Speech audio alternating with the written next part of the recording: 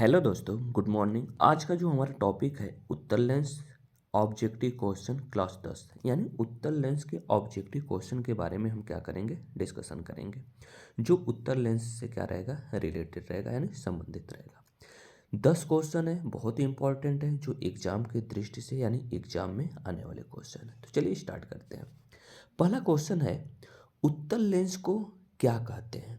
उत्तर lens जो होता है उसको किस नामों से जाना जाता है? अपसारी लेंस, अभिसारी लेंस, समतल लेंस, दर्पण। तो हम सब जानते हैं जो उत्तर लेंस होता है उसको हम अभिसारी लेंस कहते हैं और जो अवतल लेंस होता है उसको हम अपसारी लेंस कहते हैं। ओके, तो चलिए यानी इसका ऑप्शन बी क्या होगा, सही होगा। क्वेश्चन नंबर सेकेंड, उत्तर लेंस बीच में कैसा होता है। जो उत्तर लेंस होता है उसका कह सकते हैं उसको कैसे बनाया जाता है, वो कैसा होता है। पहला ऑप्शन है पतला होता है, मोटा होता है, समतल होता है, खुरदुरा होता है। जैसा कि हम सब जानते हैं उत्तर लेंस क्या होता है, जो बीच में मोटा होता है और किनारे पर क्या होता है, पतला होता है। यानी ऑप्शन बी हमारा क्या होगा, सही होगा। और जो अवतल लेंस होता है वह बीच में पतला होता है और किनारे पर क्या होता है, मोटा होता है। ओके, यानी इसका ऑप्शन क्या होगा, बी क्या होगा, सही होगा। आइए दोस्तों, question number third. Question number third यह है कि उत्तर लेंस द्वारा सामान्यतः बनने वाला प्रतिबिंब कैसा होता है।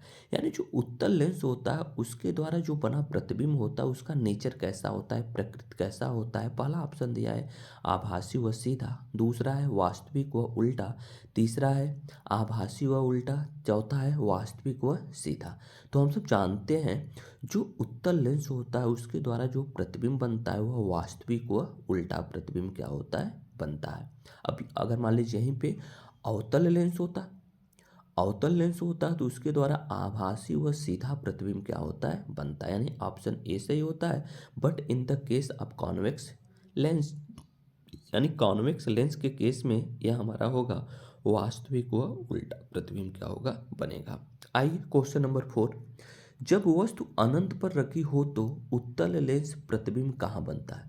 जब वस्तु को हम सब अनंत पे रखते हैं तो उसके द्वारा प्रतिबिंब कहाँ बनता है। पहला दिया है ऑप्टिकल केंद्र पर, दूसरा दिया है फोकस पर, तीसरा दिया है टूयब पर, चौथा दिया है लेंस के पास। तो हम सब जानते हैं जब वस्तु अनंत पे होती है तो उसका प्रतिबिंब कहाँ बनता है, फोकस पे। यानी ऑप्शन बी क्या होगा, सही होगा।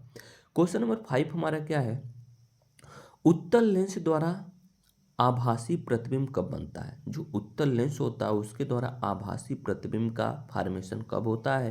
पहला दिया है वस्तु जब टू एफ पर हो, वस्तु एफ हुआ, एफ मतलब फोकस हुआ ऑप्टिकल सेंटर के बीच में हो, तीसरा है वस्तु अनंत पर हो, चौथा है वस्तु कहाँ हो, वस्तु टू एफ के बाहर हो। तो हम सब जानते हैं when the object is placed, जब ऑब्जेक्ट को हम फोकस और ऑप्टिकल सेंटर के बीच में रखते हैं तो उसका जो फॉर्मेशन होता है वह आभासी प्रतिबिंब का क्या होता है, निर्माण करता है। यानी ऑप्शन बी हमारा क्या होगा, सही होगा। आवर्धन कांच यानी मैग्नीफाइंग ग्लास किस लेंस पर आधारित है। पहला दिया है अवतल लेंस पर, दूसरा दिया है उत्तल लेंस पे, तीसरा दिया है समतल दर्पण, चौथा दिया है अवतल दर्पण। तो हम सब जानते हैं जो आवर्धन कांच यानी मैग्नीफाइंग ग्लास होता है वह उत्तल लेंस पर क्या होता है, आधारित होता है। यानी ऑप्शन हमारा जो होगा बी क्या होगा, सही होगा।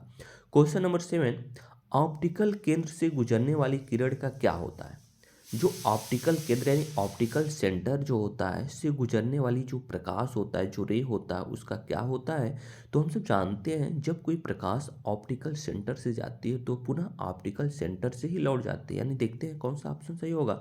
ऑप्शन ए दिया है मुड़ जाती है, फोकस पर चली जाती है, बिना मुड़े निकल जाती है, परावर्तित हो जाती है। यानी बिना मुड़े सीधे निकल जाती है।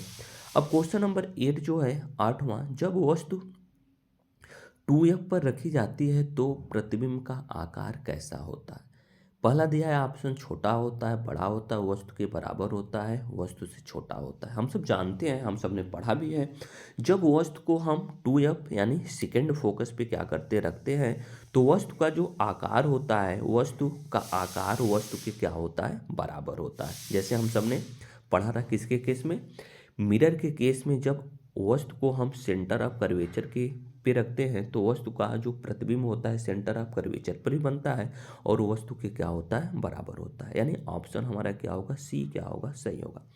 क्वेश्चन नंबर 9 हमारा यह है, उत्तल लेंस का फोकस कैसा होता है।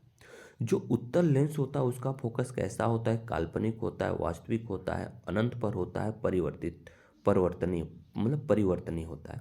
हम सब जानते हैं उत्तल लेंस का जो फोकस होता है वह क्या होता है, वास्तविक होता है। ओके, आगे देखिए क्वेश्चन नंबर 10, उत्तल लेंस का उपयोग किसमें किया जाता है।